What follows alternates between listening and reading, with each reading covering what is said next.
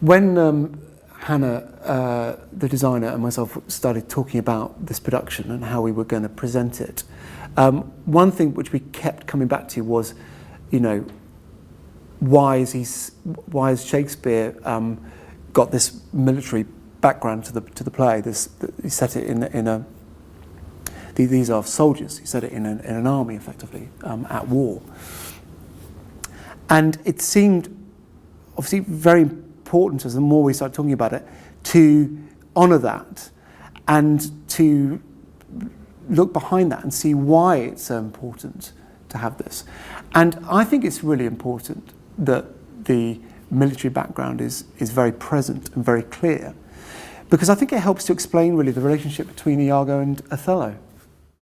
If you think about what the world is like that Shakespeare's presenting in Venice, well, I think that you can probably find parallels between that world and Great Britain at the turn of the last century. What is the world that Shakespeare's creating? Well, it's a patriarchal world. It's a world where the female voice has to fight, very hard to be heard. It's a world where a father effectively has, almost an ownership over his daughter until such point as the right sort of match is found for her. It's an imperialistic world. It's a world which is on the brink of war or at war. It is a cosmopolitan world. It's a world where people from all over the world may live side by side with indigenous people, although it's also a world which is in which there is a huge amount of prejudice too.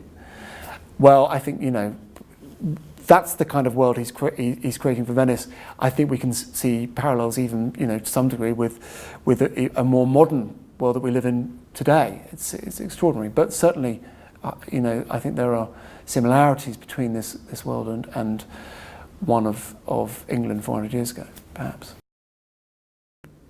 Certainly, we're borrowing references, costume references, and certainly some of the design is inspired by some of the imagery of the First World War.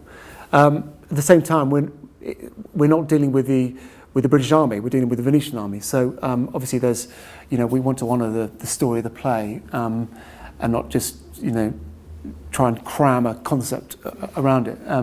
But there's certainly going to be visual references in costume and in the general design, which will probably make people think about the First World War and the connotations of it.